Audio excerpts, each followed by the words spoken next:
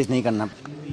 Pilot साहब, आज आपने शिव जी की पूजा की है, त्रिनेत्र नहीं खुले, इसके लिए क्या चाहिए? देखिए, अभी कर्नाटक में चुनाव हैं और प्रचार चालू हो चुका है।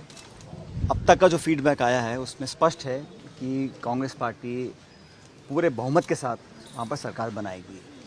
और मुझे लगता है कि जो वर्तमान सरकार है कर्नाटक में भाजपा की, वो उसकी जनता में साख गिर चुकी है और अपने कारनामों से अपने कार्यकाल में जनता का विश्वास वो सरकार खो चुकी है। इसलिए प्रचंड बहुमत के साथ कांग्रेस पार्टी की सरकार वहाँ बनने जा रही है।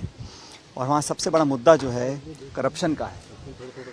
वहाँ के मुख्यमंत्री, वहाँ की भाजपा सरकार पूरी तरह भ्रष्टाचार में लिप्त है, ये जनता मान चुकी है। और हमारा जो प्रचार भी रहा वो उस बात पर केंद्रित रहा कि हम करप्शन को ख़त्म करेंगे, एक स्वच्छ और एक पारदर्शी सरकार देंगे।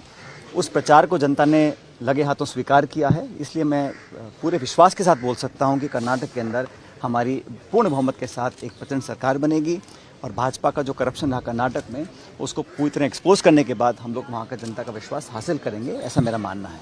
साहब, 2 दिन पहले मुख्यमंत्री दिल्ली में गए, उन्होंने कहा कि कोई भी ऐसे बयान ना दे जिससे पार्टी को नुकसान हो। उसके नुकसान की भरपाई तो आलाकमान कर देगा, लेकिन पार्टी को नुकसान हो गया उसकी भरपाई कोई भी नहीं कर पाएगा। तो देखिए, जैसा मैंने कहा कि राहुल गांधी जी ने पार्लियामेंट के अंदर और पार्लियामेंट के बाहर एक ऐसा मुद्दा उठाया जिस पर वो हर चीज़ कुर्बान करने के लिए तैयार है। कल आपने देखा किस प्रकार से जल्दबाजी में उनकी सदस्यता को रद्द करने के बाद जिस फुर्ती से, जिस तेज़ी से, जिस द्वेषपूर्ण भावना से उनके खिलाफ कार्रवाई करी गई है।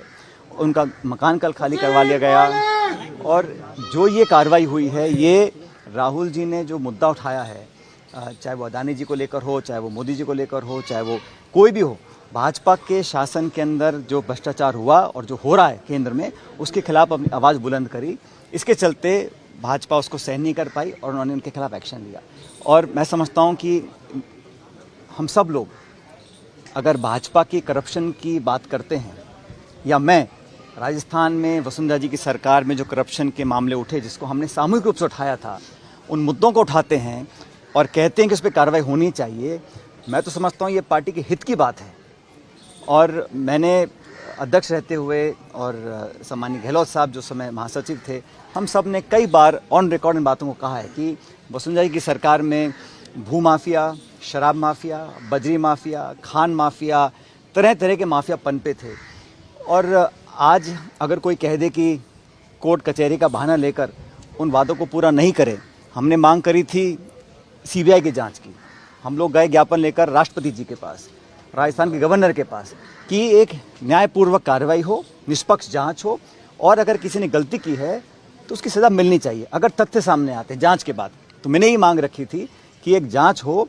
और जब मैंने अनशन किया था, हमारी महात्मा गांधी की पार्टी है कांग्रेस पार्टी, यहाँ पर सच की बात रखना, करप्शन के खिलाफ आवाज़ उठाना, अन्याय के खिलाफ अपनी आवाज़ रखना, ये हमारे संस्कारों में है कांग्रेस पार्टी के, जो 125 साल पुरानी हमारी पार्टी है।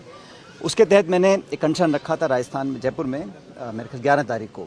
आज 2 हफ्ते हो गए हैं, अभी तक कोई कार्रवाई हुई नहीं है। मैं इसलिए पुनः बड़ी विनम्रता से आग्रह कर रहा हूं कि हमने जो स्वयं वादे किए थे, जनता को विश्वास में लेकर आए थे, और 2013 से 18 के बीच में हम जनता के बीच जब गए थे तो सबसे प्रमुख, आप सब लोगों को याद होगा, सबसे प्रमुख मुद्दा यही था कि वसुंधरा जी की करप्शन को हम एक्सपोज करेंगे। हमारी सरकार बनने के बाद कई कार्रवाई हुई हैं जिसका मैं स्वागत करता हूँ। जैसा खुद मुख्यमंत्री जी ने कहा, एसीबी बड़ा सक्रिय है, बड़े छापे डाले हैं, अधिकारी आईएएस, आरएएस, आईपीएस, नाना प्रकार के लोगों को रंगे हाथों पकड़ा है। ये स्वागत योग्य कार्रवाई है। मैं समझता हूँ इसमें हम लोगों को इसका बहुत वेलकम करना चाहिए। लेकिन हम लोग जब सत्ता में आए थे, 5 साल विपक्ष में रहे, तो हमने ये कभी नहीं कहा था कि हम कार्रवाई कर कर पटवारियों को पकड़ेंगे, अधिकारियों को पकड़ेंगे, इसलिए वोट दीजिए। हमने कहा था कि हम वसुंधरा जी के जो कार्यकाल में जो करप्शन हुआ है उस पर कार्रवाई करेंगे। इस बात को सुनकर जनता ने हमको वोट दिया था, तो वो करना बहुत ज़रूरी है। मैं समझता हूँ अब बहुत कम समय रहा है चुनाव से पहले, इसलिए उस पर कार्रवाई करनी चाहिए। और मेरा ऐसा मानना है कि करप्शन के खिलाफ जब पूरी कांग्रेस पार्टी लामबंद है, और मैं खुद जब व्यक्तिगत रूप से प्रचार करता हूँ पूरे देश में, जहाँ जहाँ मुझे पार्टी बोलती है प्रचार करने के लिए, चाहे वो उत्तराखंड हो, हिमाचल हो, यूपी हो, गुजरात हो, मध्य प्रदेश, पंजाब, जहाँ भी हम जाते हैं वहाँ पर भाजपा के करप्शन को एक्सपोज करने का काम करते हैं।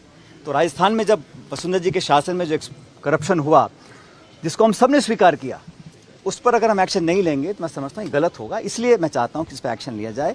और करप्शन एक ऐसा मुद्दा है जो प्रदेश और देश में दीमक की तरह इसको खा रहा है, संस्थाओं को कमज़ोर कर रहा है। और अभी जो पेपर लीक के मामले हुए, कुछ लोगों को पकड़ा गया, पहले कहा गया था कि कोई नेता, कोई अधिकारी पेपर लीक में सम्मिलित नहीं है। मैंने पहले भी कहा था, मैं नागौर में सभा में मैंने कहा था कि बड़े से बड़ा व्यक्ति हो, जो सरगना है, जो मास्टरमाइंड है, छोटे मोटे दलाल पकड़कर तो अच्छी बात है, लेकिन इसकी तह तक जाना पड़ेगा। और इसके आज जो अरेस्ट हुआ है आरपीसी के सदस्य, ये कैसे सदस्य बने, किसने रेकमेंड किया था, इसकी तह तक जाना पड़ेगा, क्योंकि कहीं ना कहीं तार और जुड़े होंगे। इसलिए जांच रुकनी नहीं चाहिए। पेपर लीक बहुत बड़ा मुद्दा है और अगर कुछ हमें तथ्य मिले हैं, कुछ कार्रवाई करी है तो अच्छी बात है, उसका हम सब स्वागत करते हैं, लेकिन यहाँ पे रुकना नहीं पड़ेगा, हमको और आगे जाना पड़ेगा।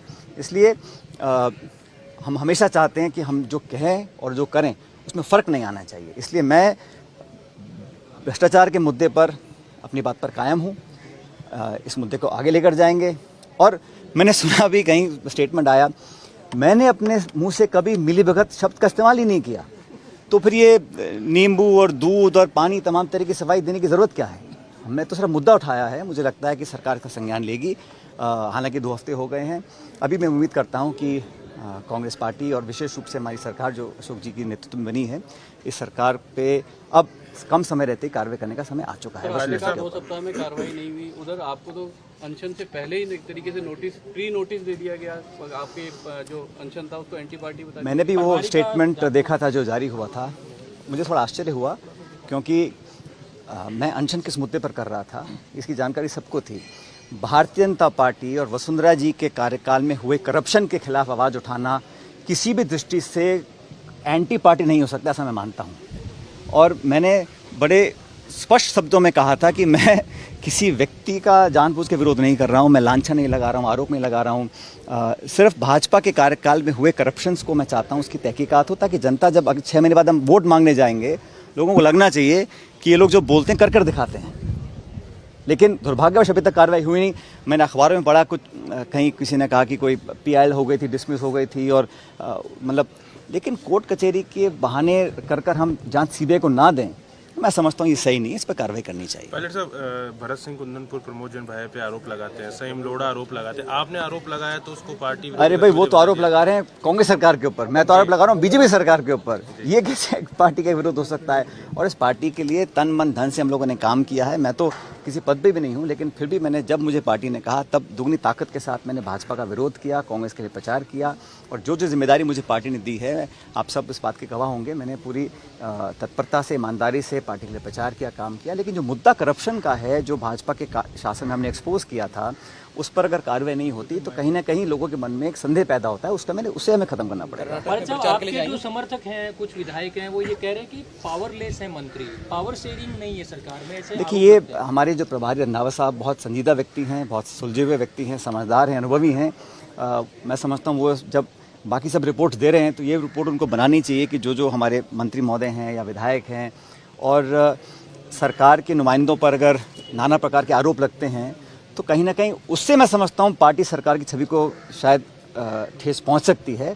तो उसका भी संज्ञान लेकर खरगे साहब और दिल्ली ICC में बातों को पहुँचाना चाहिए, ताकि हम लोग कार्रवाई करें, सख्त कार्रवाई करें। और कोई कितना बड़ा व्यक्ति हो, किसी पद पर बैठा हो, किसी का चाहता हो, किसी का दुश्मन हो, लेकिन अगर कहीं जांच के बाद तथ्य पाए जाते हैं तो हमें कार्रवाई करने से परहेज नहीं करना पड़ेगा। क्योंकि जो शासक है, जो राज करने वाले लोग हैं, वो भेदभाव नहीं कर सकते हैं। निष्पक्षता से काम करना पड़ेगा और बिना अपना पराया समझकर हमें कानून अपना काम करता दिखना भी चाहिए।